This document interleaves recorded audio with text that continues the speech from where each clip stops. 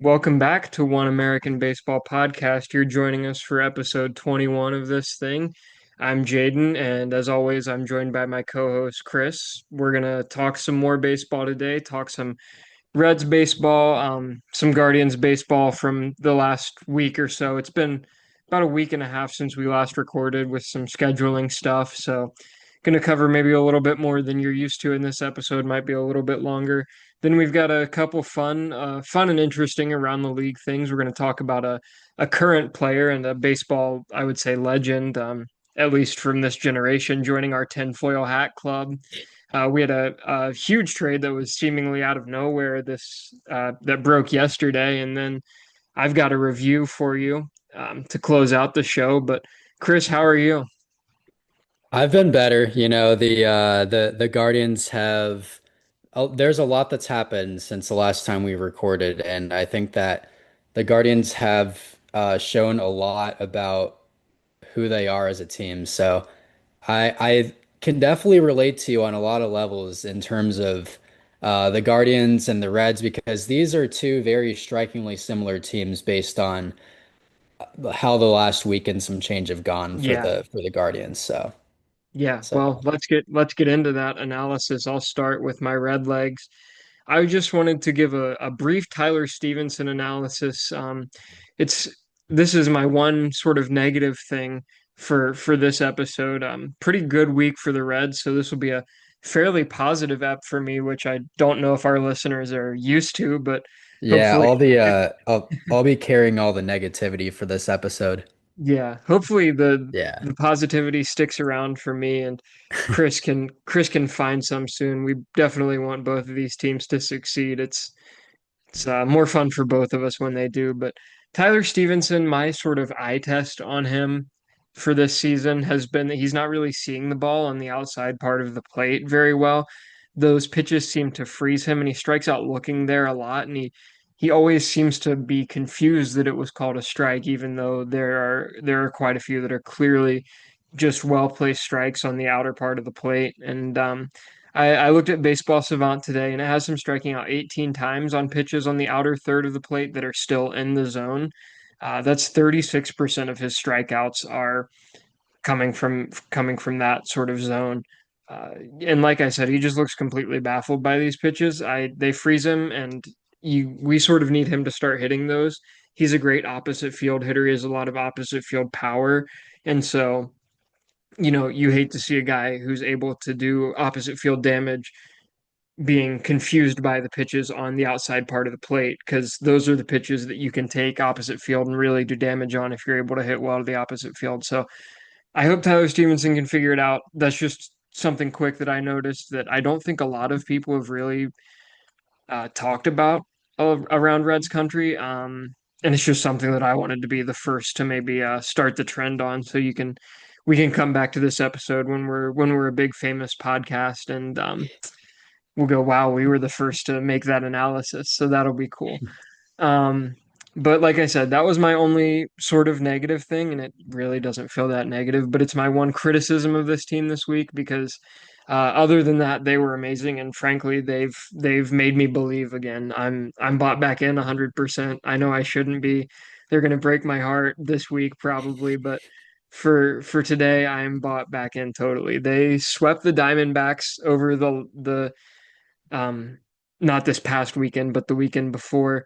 Christian Encarnacion Strand really saved the Reds in this series. He was injured, he came back, and he was hot for like the Diamondbacks series, and then he sort of cooled off since, but he was the guy who carried the Reds in this series, and that was nice to see. He had a game-tying home run in the sixth inning of Game One of that Diamondback series, and the game is postponed due to rain in the seventh. If he doesn't hit that home run when the game is postponed, the Reds are down 2-1, and they don't play the rest of that game. MLB just calls it, and the Diamondbacks win it. So him hitting that tying home run is huge. And then the next day, when they resume the game, he walks off that game in extras with a double. So that was our first extra innings win this season. It was a great win and a big sweep of the Diamondbacks, who are right there in the wild card battle where the Reds want to be. So shout out Christian Encarnacion Strand for sort of carrying the Reds in that series. We took two or three against your Guardians. I know you probably don't want to hear me talk about it too much, but and I and I've I yeah, it's okay. I've come to terms with it. yeah, but uh, big storyline from this series is that Andrew Abbott throws a complete game shutout with. Now, granted, he had quite a bit of help from his defense, and I'm sure that was really frustrating for you, Chris, because it ended up being a 1-0 Reds win. Um, and TJ Friedel makes another great catch at the wall, takes away guaranteed extra bases, and Jake Fraley makes one of the craziest diving catches in right field. I've That was so annoying. Because okay, I don't think that Jake Fraley is that good of a fielder, is he? he's I would say he's league average at his best. Yeah, that's the thing that's happened, and I'll get into this a little bit more. I'm stealing your thunder a little bit, but that's the thing that I've seen so much this season is that you have these league average no-name guys who play like right field or second base or something.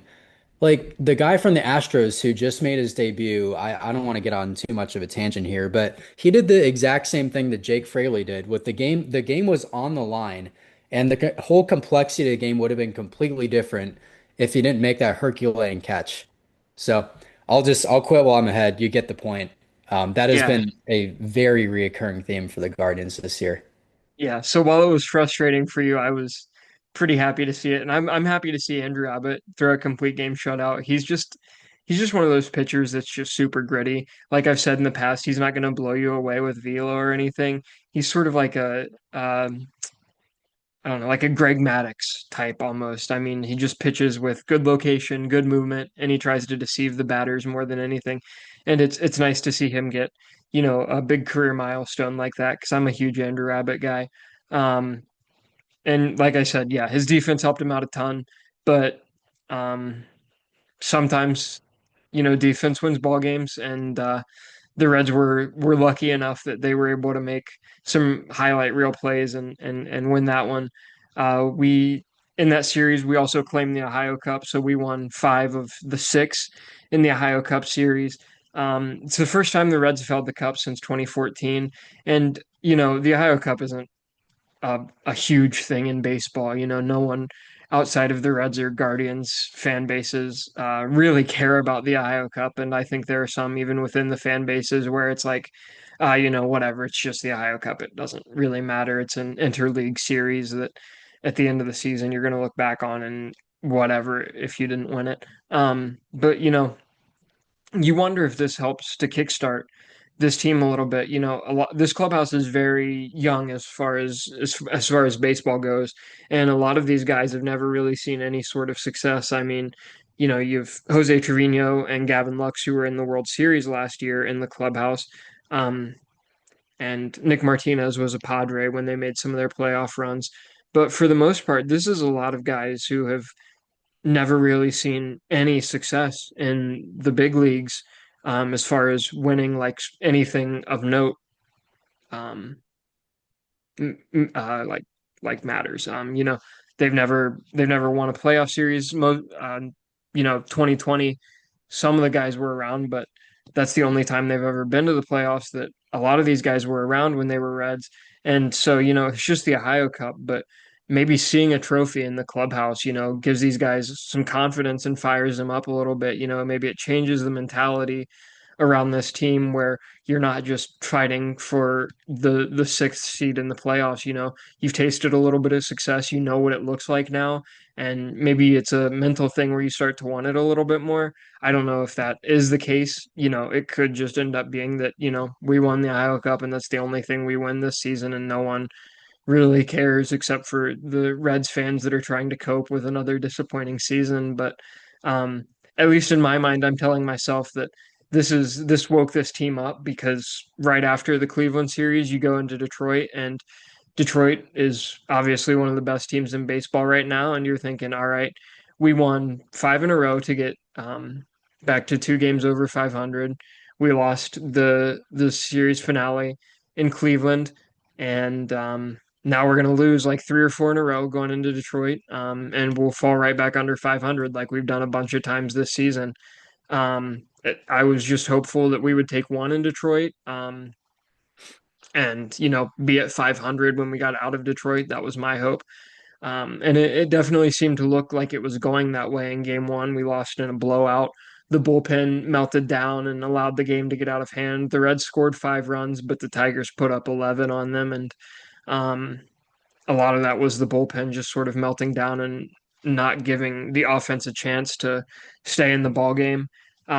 They came back in game two and they blew the Tigers out. Brady Singer went 6 innings of 1 run ball. Now, I've not been the biggest Brady Singer fan this season, but great outing from him against the Tigers. And he seems to pitch better in, um, sort of larger ballparks. Like he pitched really well at Kauffman and he pitched really well at Comerica. So, you know, maybe he's just not meant to be a Red and pitch a bunch of GABP. We'll see, I guess. And in this game, the long ball was really working for the Reds. Ellie had a home run, Spencer Steer had a home run, Matt McLean had a home run, and then Ty Steve had a grand slam. So you love to see that. You love to blow out a really good team like that. Um, and they did it against Jack Flaherty, who's one of the. I mean, the Tigers' rotation is stacked, but Jack Flaherty isn't a slouch. I mean, he'd probably be a two starter on a lot of teams around the league, two or three starter. He's a really good arm, and the Reds took it to him. So you love to see that.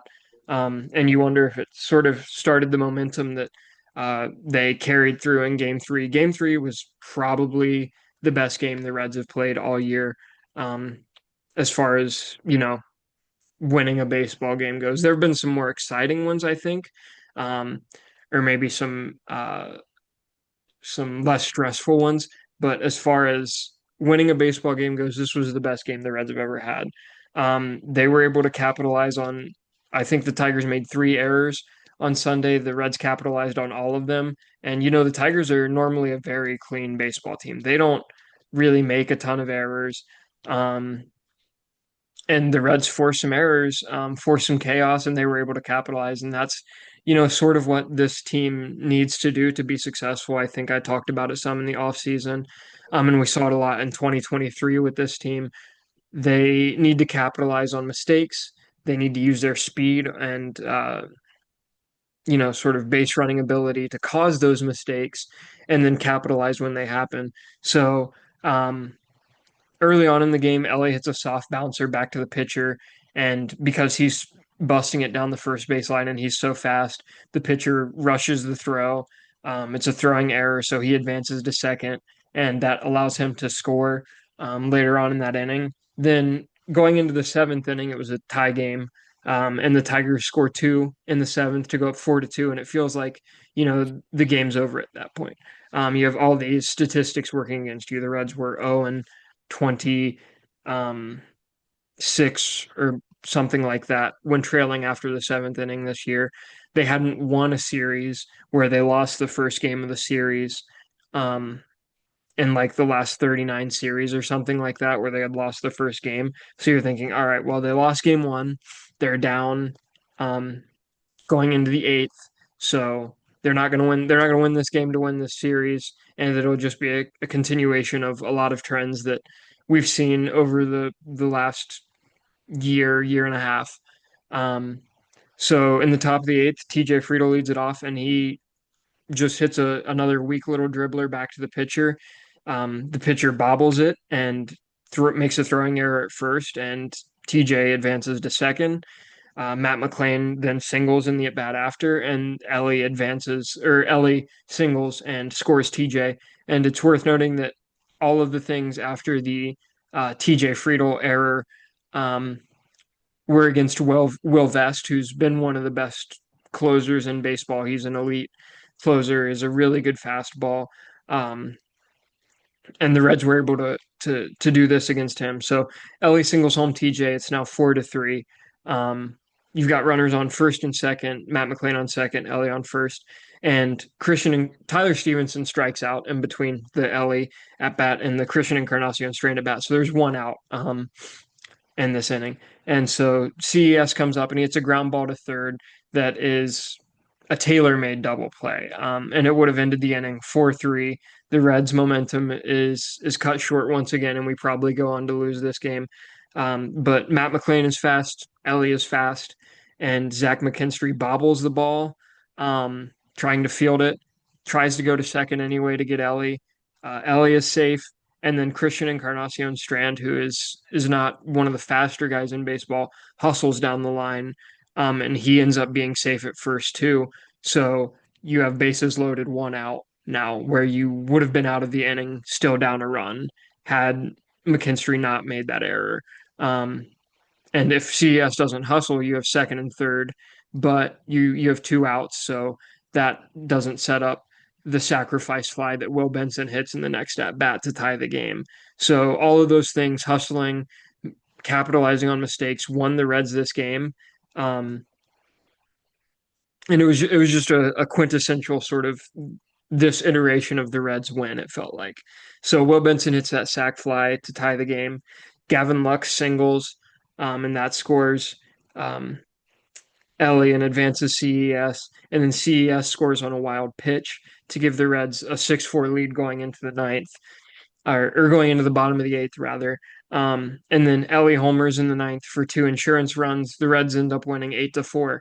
And like I said, this is a huge win for the Reds because they buck the trends of not winning a series when they lose the first game and losing games when they trail after the seventh inning. And it's against one of the best teams in baseball at the moment. So, this could be the game that sort of, I know I've said it plenty of times this season, but this could be the game that really kickstarts this team into the summer months, and we see them, start to really make a push for a wild card. And if the Cubs collapse, maybe a division. We'll have to. I don't want to count my chickens before they hatch here.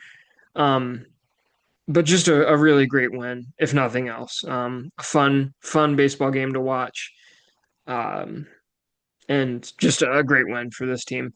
My last point here, Ellie might be heating up as the weather starts to heat up.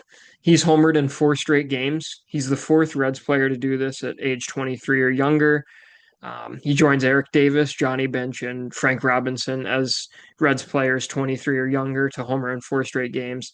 If you start at the Diamondback series and you go to the end of the Tigers series, he has a 382 average, a 1.271 OPS, 240 WRC plus with four home runs, six strikeouts, and four walks.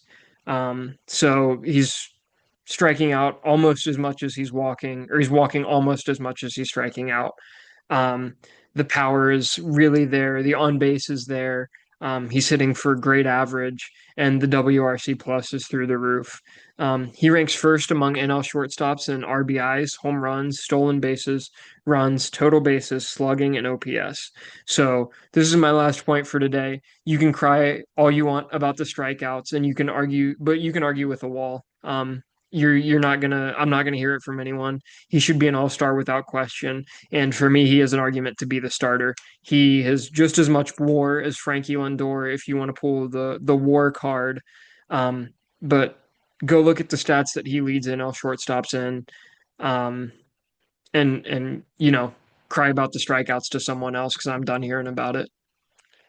Yeah, Jaden, I just want to kind of touch on how impressive I think it is that you are like completely buying into this team again with how like our off air conversations have definitely suggested otherwise, and maybe this will be me next week. I can always hold out hope, and the Guardians really had one really bad week, and I'm One in week a yeah, one week will it's change 1 week. everything in It baseball for you. Yeah. it really will change everything. And I'm trying to keep things in perspective. But with that said, it's really hard to ignore that it's an odd year, right? Mm. The Guardians haven't made the playoffs in an odd year since 2017. And I'll take this a step farther by saying that I was at the last postseason game that the Guardians won in an odd year, right? It was game two of the 2017 ALDS. It was the game where they came back from 8-3. Frankie Lindor hit that grand slam, and then Yan Gomes walked it off in the 13th inning. Since then, the Guardians haven't made it back to the playoffs in an odd year. They should have made it in 2019. They won 93 games. This was the year before the playoffs were expanded. And then I mind you, they've made the playoffs every even year since 2017. Um, they missed the playoffs in 19. They won 80 games in 21, and they missed the playoffs. They won 76 games in 23. They missed the playoffs, and you know, it just doesn't seem like it's the Guardians' year. Again, I know it's 1 week, but they have just not things just haven't clicked at all with this team this year, and I feel like we're getting to a point where the sample size is big enough to say that, this team just doesn't have that spark that it did last year. It's just like I could feel it with this team that something just is not right. And I think it points back to the ownership, right? Since 2017, we had Edwin Encarnacion and Jay Bruce, and those were our two like really big free agent signings. We had a really good young core, and we actually built around that young core in the mid to late 2010s. And we haven't capitalized on this new generation of guys that have come up and built around Jose, Stephen Kwan has turned into an all-star. Carlos Santana was a really solid free agent pickup, but other than that, you have Kyle Manzardo in the middle of this lineup who you're relying on, becoming a 30 home run guy overnight. You have Gabriel Arias, who, while he's taken a step forward this year, he has really uh, gone into those old habits that have held him back in the past, where he swings out of his shoes, and that's a really common theme with this team. You were relying on Brian Rocchio to take a huge step forward. You were relying on, Daniel Schneemann has been good. You're relying on Nolan Jones to get back to that 2023 form where he hit like 30 home runs and a 900 some OPS in Colorado. And none of that has really happened this year. And then, not to mention that Big Christmas was a completely failed experiment. It looks like it was Oscar Gonzalez part two, but this team is completely out of sync. The recurring theme this year is that the Guardians get a rally started, and then, we load the bases, something like that, and we hit into a double play, score maybe one run when we get, a huge rally started. Then the other team just scores a bunch of unanswered runs and puts the game out of reach. And then that's it for us. We kind of just roll over. And earlier in the season, this team had a lot more fight, but recently I just haven't seen really any fight from this team. And I think that a lot of it, not all of it, there's obviously you got to control what you can control, but at the same time, it seems like the uncontrollables are really getting to the Guardians' heads, right? There have been a lot of bad calls that have seemed to be in big situations. There'd be a strike three call where it leads to a walk, and then that walk comes in to score. And you just like, while it sucks that the umpire missed the call in a big situation, it seems like the Guardians have been letting that get to them and then just let things unravel. And then they're like, oh, we're still in this game. And then they, let that really bad inning happen. And then that's what cost them the game. And I kind of looked into the umpire auditor. I dug kind of really deep into this, but the Guardians have been the umpires have been pretty fair to the Guardians all season. But there were a few games that I found where the umpires heavily favored the other team, right? So um, on June 9th, the Guardians lost 7-4 to Cincinnati. The umpire favored the Reds by 1.49 runs. Um, Guardians also made three errors in this game, so it's really hard to blame this one on the umpires, and they did lose by 3 runs. However, another game that they lost at Cincinnati on May 16th, the umpires favored the Reds by three-quarters of a run, and then the Guardians lost 6-5 to Minnesota, in which the umpires favored the Twins by 0.66 runs. So, and there was another, Saturday game where the umpires uh, favored Seattle. It was the game where the Mariners walked the game off, and the umpires favored the Mariners by 0.91 runs. Now, that's not to be said. Obviously, the Guardians should have, t taken care of their business and made some things happen that don't make the outcome up to the umpires. But at the same time, that really wears on a team when that just seems to keep happening to them. Yeah, And Chris. if I can touch on that Seattle game really quick, I was following along with that one on the game day app. I was going to watch it. It was the free game of the day on the MLB app, and it was blacked out because Rob Manfred hates baseball.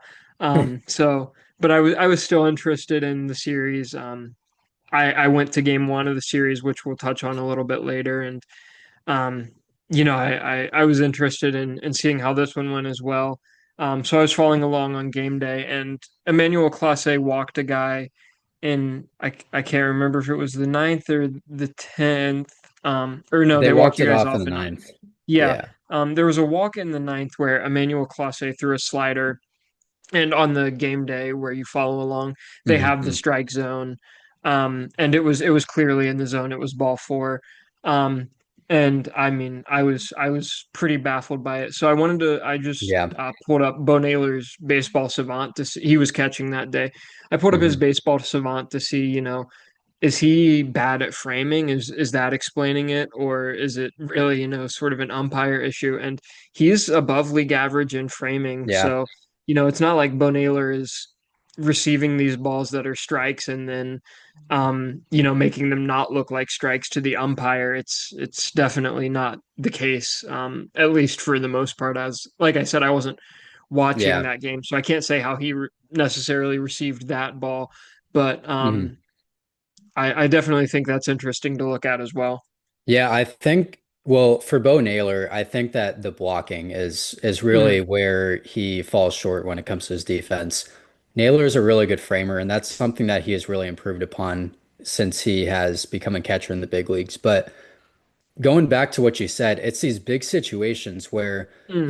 the umpire order doesn't really say that the Guardians are getting screwed over, but it's these big situations time and time again where there's a game altering decision by the umpire, and then, the game just unravels from there. And that can be taken to another level. Um, there's foul balls that are hit a couple feet foul, and it could have been extra bases and scored a couple runs, and it would be a completely different ball game. And that just seems to be wearing on this team so much. And having watched almost every game this year, I have slowly watched this team just get more and more tired on the field. And I don't think that it's a coincidence to what they've been experiencing from kind of the uncontrollables that they have experienced. With that said, they just have not been playing well at all. Like I said, they can't let those things control them. But it led me to ask the question, what is actually going wrong? What can the Guardians fix? And the fact of the matter is that the Guardians are not scoring runs consistently enough, and that our bullpen, while it's good, it's not as reliable as last year. And that's where this team has had its most separation from last year. The Guardians are ranked third worst in the league in hits. Only the Angels and White Sox are behind them in total hits on the season. That the Guardians haven't played as many games as a lot of teams, but I think my point still stands. They're 25th in the league in runs per game at 3.91. The magic number to win a ball game is 4 runs, and the Guardians are averaging less than that. That's pretty concerning. The Guardians are 13th in baseball and bullpen ERA. Last year, they were leading bullpen ERA by almost a full run over a full 162 game stretch. So that, Class A hasn't been as good. Jacob Junis has not really been as advertised. Eric Sabrowski and Andrew Walters have been injured. Tim Herron and Hunter Gaddis are not quite as consistent as they were. I think part of that it is to be expected, but another, we talk about getting BABIP'd all the time, right? Cleveland has been getting BABIP'd all year. Cleveland's batting average on balls in play is only 276 on the season. This is all situations taken into account. That's 28th in the majors in batting average on balls in play. The ball has just not been falling for Cleveland all year. And I think it's, like I said, it's this constant unluckiness that is just really worn on this team. So, what can the Guardians fix from this? I know I've hashed a lot of things out here. They have a 3 game series against the Giants with we'll get into it a little bit later in the podcast, but they have a retooled roster. They have Rafi Devers now, so that's gonna be a real challenge. And then they play the A's, who've been struggling, but they have a good offense. And We're gonna be playing in their ballpark. There's gonna be a lot of runs scored in that series. So you got to hope that the Guardians offense is firing on all cylinders for that series. Um, and then the one silver lining that we got on the Guardians front from this series is that Shane Bieber was cleared to resume his throwing program. So his timeline is pushed back a few weeks, but we should still be expecting Shane Bieber to come back around the All-Star break. But the starting pitching hasn't been the issue on this team. It's been really everything else. So the Guardians just need to get back to playing small ball and, just scoring more runs. I think it's that simple. They're a lot of guys in the lineup are pressing right now, and they just need to get back to trusting each other and themselves if they want a chance at making a playoff run. So, Yeah, I think, that sentiment right there is something that a lot of Reds fans felt early on in the season when we were having our really bad offensive struggles. It just felt like every guy was going up to the plate with the intent of winning the game themselves. They were going to be the guy that hit the home run that made the difference or something like that. They weren't trusting the guy behind them, that if they get on base, the guy behind them can drive them in or get on base and advance them. Um, and I think, when you're going really bad, that's just a natural reaction is, yeah, you try to be the one to change it for the team. Um, and baseball is a really hard game. right. You can fail 7 out of 10 times and still be a Hall of Famer is the general quote. Um, so those failures feel amplified when you're in a sort of slump like the Guardians are in right now and like the Reds were in earlier this season. And it just takes it takes one game of seeing the ball, you know, hit the outfield grass and seeing the guy behind you drive you in. And I think that really Yeah, changes it. The Reds, um, it was bad there for a while. Then the offense started to wake up. Um, I mean, they still were sort of really hot and cold at times, but you could feel it starting to change. And then, maybe this last week and a half is the product of that building on itself. Um, so, I don't think all hope is lost for the Guardians. They're a really good yeah, team. They've proven that time and time again. But I can definitely understand your frustration because I've been there in seasons past, and I've been there this season as well. So, um, I think we've voiced a lot of the same frustration with both of for these ball sure. clubs. Um, but yeah, that's going to wrap up our guards and Reds segment for the week, and we'll move into our around the league segment. This first one here, Andrew McCutchen, former MVP, some debate on whether he'll be in the Hall of Fame or not when he retires. But he must be listening to the podcast because he joined the Tinfoil Ball Cap Club earlier this week. Around the league, there have been complaints that the ball has seemed dead this year. I've definitely noticed it watching games. Chris, I know Yeah, you've noticed it. You've got a bullet point here about it that we'll yes, get to here in a second. Um, I think, anyone who watches baseball games with any sort of consistency will tell you that the ball is not flying the same this year. McCutchen put out a tweet earlier this week where he said he asked an MLB rep about this, and they told him that the seams on the ball are higher, which increases drag, and that there's nothing they can do about it this season, but they're trying to figure out why the seams are higher for seasons in the future. So pretty interesting to me that Andrew McCutchen doesn't really have a reason to lie about this. He's like 38. It's not like anyone's really concerned about how many home runs he's hitting. So it feels to me like he doesn't really have a reason to lie about this. yeah, Um, so it's just interesting to me that the MLB could allow this sort of error to happen where, one season the seams on the ball are raised higher, and it's affecting the number of home runs in the league, especially in today's era where the league feels so focused on creating more offense. yeah. I think that the Guardians announcer cited a stat. I don't know where they found this. I was trying to look it up, but the ball on average has traveled about 4 feet less this year compared to last year at the same launch angle and exit velo. So there could be a lot of things that can go into that, such as weather, but that is a pretty significant statistical difference when it comes to how many balls, how many games have been played across the league, how many balls have been hit. I think there you can read into that a little bit. Um, yeah, like you said, the drag coefficient goes up when the seams are being higher, and it's very easy to manipulate the ball from season to season. If the MLB saw too much offense one year, they make the seams a little higher next year to maybe get viewership up. That makes perfect Hmm. sense to me. Hmm. And I think that goes against the Guardians in a sense because there have been a lot of balls that have landed on the warning track this year that I thought for sure were home runs. And the problem with the Guardians is that a lot of guys kind of have warning track power. Right. And with last year's balls, I feel like they would have hit a lot more home runs. So Yeah. uh, that's But another layer of my frustrations with this season so far.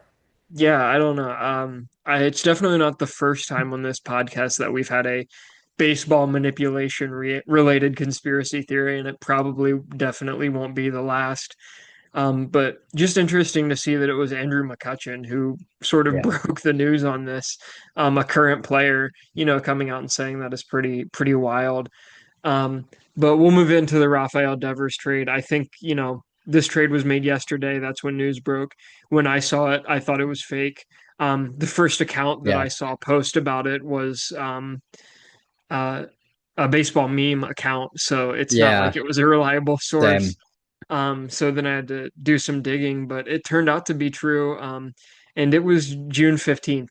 This felt like a move that you would see made a lot closer to the trade deadline. I mean, your Boston's moving their superstar, um, but felt really early for this move to be made. But here we are. Chris, you have some insight that I'll let you get into first. Yeah, I was grappling with this for a while and it just made no sense to me last night when the news broke, but the only explanation that I could come up with is that, and I could be completely wrong in this, but the only explanation I could come up with is that there's been some drama with the Red Sox and Rafael Devers. Hmm. The relationship between those two hasn't been the greatest and it's shown outwardly in public. And the fact that that relationship is kind of severed, I think made a huge impact in the Red Sox wanting to move Rafael Devers, especially with bringing up Roman Anthony. They got some guys on the roster that maybe can fill the spot in a few years, and Rafael Devers is on a $300 million contract. So maybe the goal in this was to offload a little bit of payroll, and then closer to the trade deadline, they can leverage that into a part of the team that is a little bit more needed, such as a bullpen piece, or they have a ton of starting pitchers Hmm. who they'd be like a three or four guy on any other team. They have like eight or nine of those guys now on the team, but yeah, I think you know what I mean there. It's definitely a head scratcher, no matter how you look at it at this point. Yeah, So the haul they got is, nothing to write home about. yeah, Even if they were trading him because the relationship is soured and they don't want to put up with the drama anymore, you would think they would still ask for more back.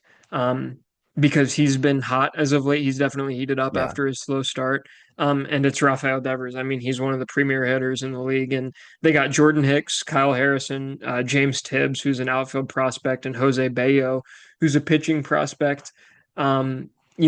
You have it down here. Jordan Hicks has been a great reliever in the past, but the starter experiment that they've tried with him has not really worked out.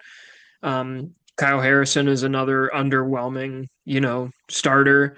Um, yeah. the They optioned him to AAA yesterday, so he's not even Yeah, gonna make an immediate impact on this ball club.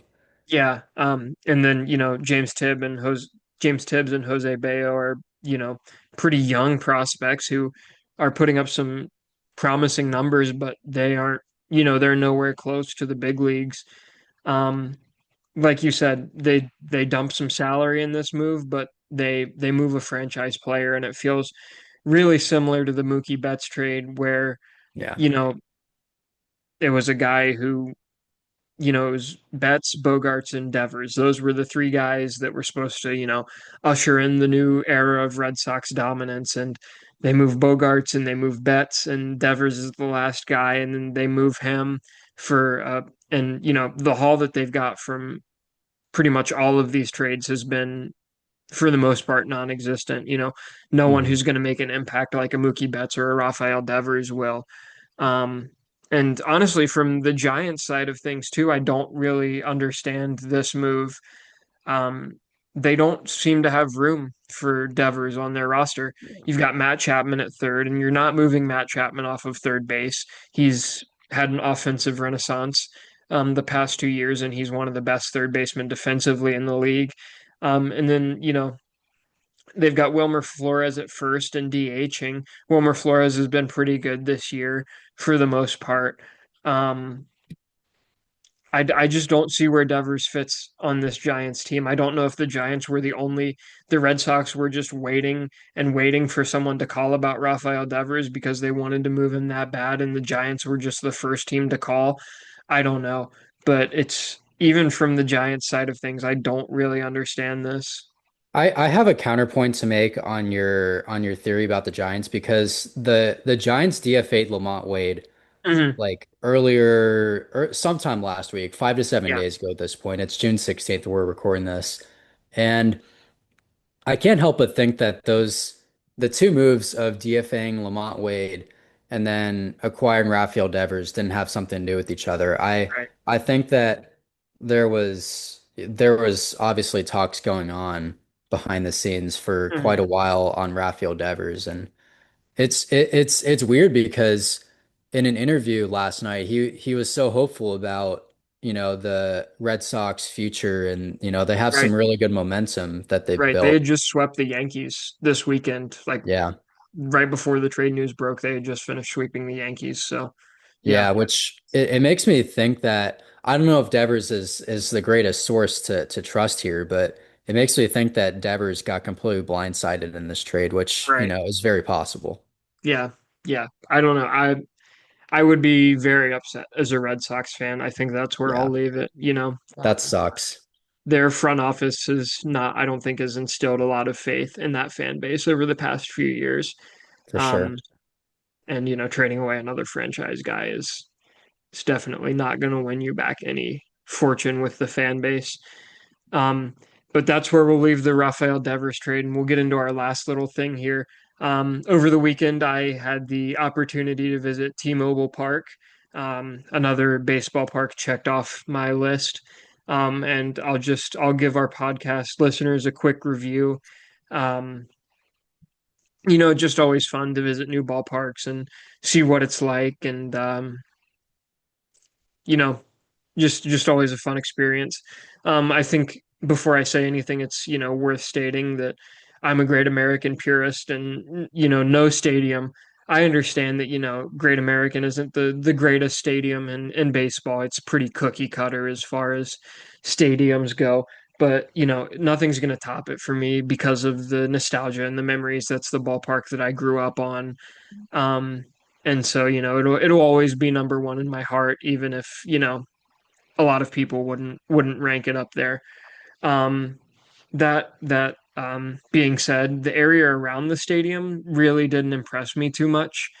I didn't really see a ton of it. We got off the light rail, walked to a restaurant, and then walked into the stadium. So didn't really see a ton of it, but it didn't really impress me a ton. I didn't really see anything like the banks around Great American. So the banks are that stretch of road by the main gate that they always shut down for at least for a lot of weekend games. They shut them down and it has all the bars and restaurants and everything.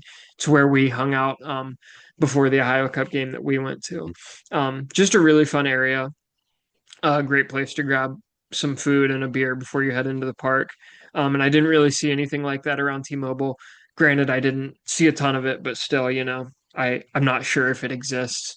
My first stop, like I said, we ate and then went straight into the stadium. So our first stop was at the team store, which has an entrance to the stadium. Now, in theory, this sounds awesome because you can walk into the team store, buy whatever you might want, and then, you can just head right into the stadium. You don't have to walk back out of the team store and then go through the gates. Um, in practice, though, it was not great. We had all the tickets on one phone, which might have been a little bit of user error, but I think, that's not an uncommon thing, especially for people with young kids, families with young Yeah. kids, or a group of friends going together. You just keep all the tickets on one phone. It's easier that way. You don't have to worry about everyone getting the ticket transfer and all that. So most of the merchandise and stuff is on the bottom floor, and you have to go upstairs to get into the stadium. Um, so the problem with that is you need everyone ready to leave the store to enter the stadium since all the tickets are on one phone, which ended up being quite a production for us. And I would imagine it could be for other people as well. Um, Someone's still on the bottom floor shopping, and then you're up at the top floor waiting for them to get in, and there's a line forming, and you have to keep telling people, oh, no, I'm not in line. And it really wasn't a big area up there on the top floor either. You couldn't move around the whole lot. Um, so it just felt like you were in the way if you were up there and you weren't in line trying to get into the stadium. And that may be a little nitpicky. Like I said, I like the idea in theory, but in practice, it didn't really work out. Um, the checkout was also outside of the store. So you have to go up the flight of stairs, scan your tickets, then you can check out, which was, I don't know, it felt very, very odd as a setup to me. I wasn't a huge fan of it. Maybe if you go to T-Mobile a ton and you're used to it and you know how it works, it's a little bit easier, a little more intuitive, and it does make the experience better. But for a first timer, it was not a pleasant experience. I do have to shout out the store though. I've got into baseball card collecting in the past couple years. So Top Series 2 had just dropped and I bought a blaster box and pulled a redemption card for an Ellie De La Cruz autographed relic parallel card. So it'll have a relic in there, it'll have his autograph. And then it'll be like, a different color or something. So it'll be numbered out of 25 or something like that. So could be worth a ton of money someday. I'm probably never going to sell it. I'm going to hold on to it. But, maybe someday down the line, if I have kids and they're like, I don't know why my dad kept this old baseball card just sitting around, they can sell it and have a little bit of spending money. But I was excited to pull it. So shout out the T-Mobile Park team store for that. Um, I wasn't too impressed with the concourse area either. It didn't really knock my socks off. Um, the food options were all right, but um, nothing really special. Um, and there just wasn't much to see really. I will say that it's aesthetically a very pretty ballpark. Our seats were on the third deck on the first base line, and the roof was open that night, so you could see the entire city skyline, and you could look out over the whole ballpark. And it's a very pretty ballpark when you're sitting at your seat, just looking out at the ballpark. Um, as far as the look of the ballpark goes, I really liked it. The fan experience stuff was also pretty neat. They had a couple cool chants for players, uh, Randy Arozarena, JP Crawford, Julio Rodriguez, guys like that. You don't see that organized at a lot of other ballparks. I don't think I've seen it organized at any other ballpark where they put it up on the scoreboard and everyone in the stadium who's a fan of that team does it. Usually, it just happens spontaneously with one fan starting it and people in their section sort of catch on and it builds. Um, but I really like that they put those up there on the scoreboard for everyone in the ballpark to participate in. They also had a pretty funny and clever Cal Raleigh in between innings video where he breaks up with people. He breaks up with people for their partner, so they don't have to do it because his nickname is the Big Dumper. So I thought that was pretty fun. And then the pyrotechnics that they had were pretty cool as well. Fireworks from a light fixture over left field, and they had smoke and fire that were able to come from the left field bullpen area and the outfield walls. Um, after they won, they shot off fireworks in the shape of a W, which I thought was pretty cool. And a pretty cool entrance for Matt Brash. Matt Brash is a setup man. He's not their closer. Um, but he got a pretty cool entrance where they flashed the lights and had some pyrotechnics go off. And, I had never seen an entrance like that for a setup man before. So that was kind of interesting and neat. Um, Overall, it was a nice place to watch a ball game because of the aesthetics of the stadium and the fan experience. They kept it fun and it was a really pretty ballpark. But aside from that, I wouldn't want to do much else besides take in the ball game. I'm not going down there to spend a day, and I'm not making a day out of it. If I'm going to T-Mobile again, I think I'm just going to watch the game, and that's it. But that's my takeaways from T-Mobile Park. And I don't have anything else. Chris, do you have anything? I don't think so. Yeah, it's interesting to see. Like T-Mobile isn't, I feel like it's a pretty middle of the road ballpark, so I Right. don't think Yeah. there's really anything that's too crazy about it. Yeah. So Yeah. so yeah. Yeah. But that's where we'll leave you for this week. Thanks so much for listening to episode 21. Keep sharing the podcast, keep listening. Like I said, we've got that YouTube now. Subscribe to that. Throw it on, just mute it while you're cooking or something. Get our numbers up, help get us out there, and we'll see you for episode 22 next week. Thank you.